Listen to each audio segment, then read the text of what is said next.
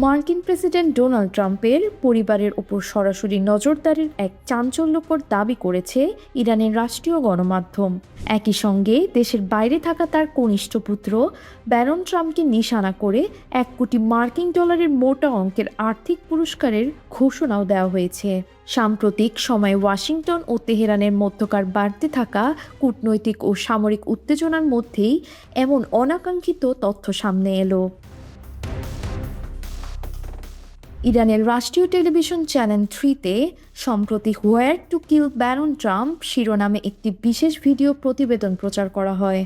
সেখানে 20 বছর বয়সী ব্যারনের বিভিন্ন গতিবিধি এবং দৈনন্দিন অভ্যাসের বিস্তারিত বিবরণ তুলে ধরা হয়। প্রতিবেদনে দাবি করা হয় ব্যারন ট্রাম্প সম্পূর্ণভাবে তাদের নজরদারির আয়তায় রয়েছেন। তিনি নিয়মিত নিরাপত্তা কর্মীদের চোখ এড়িয়ে এক্সবক্স, ফিফা গেম এবং ডিসকর্ড অ্যাকাউন্টের মাধ্যমে বন্ধুদের সঙ্গে যোগাযোগ বজায় রাখেন। এই সুযোগ বা মাধ্যমগুলোকেই ভিডিওতে তার উপর নজরদারির প্রধান উৎস হিসেবে উল্লেখ করা হয়েছে। উল্লেখ্য, ইরানের মিডিয়া থেকে ট্রাম্পের পরিবারের সদস্যদের লক্ষ্য করে এ ধরনের হুমকি দেওয়ার ঘটনা এটি প্রথম নয়।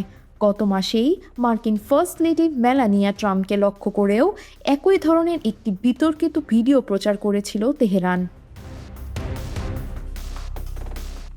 ইরানি সংবাদ মাধ্যমের এই ধরনের ভিডিও ও অর্থ পুরস্কারের ঘোষণার পর মার্কিন প্রশাসনের পক্ষ থেকে সার্বিক নিরাপত্তা ব্যবস্থা আরও জোরদার করা হয়েছে।